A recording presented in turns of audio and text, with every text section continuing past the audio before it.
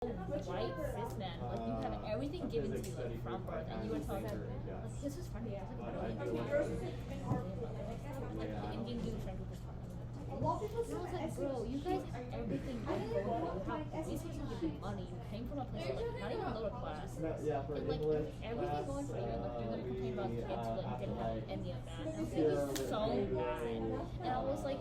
That's it.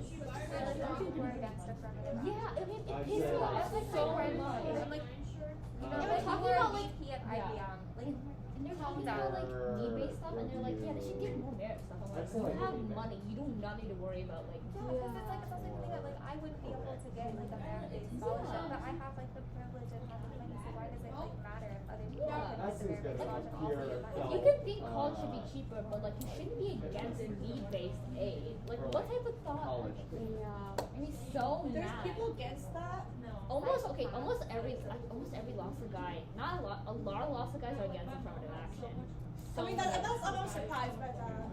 So many of them in our grade, so many of them are against it. It's Yeah. it's so gross. It's a very toxic environment, not gonna lie. Like, Yeah, it's so gross. It's like, good way. I'm not gonna cry, but it's just very frustrating. Like, And they, okay, really, like I have this really close guy friend, What did you he was write about? close until like 2 weeks ago, and then he was like saying, Oh, yeah, no. I look at a lot of my applications. And then he said, I wish to be alone after I got to college. And I was like, what are you? I was like, what are you talking about? Because he's like now all like black and brown kids are gonna get college stuff. I'm like, that's not. I was like, I don't talk to people. That makes me so uncomfortable. And I was like, what are you talking about? Oh. Like, and like they treated LBJ kids so badly too.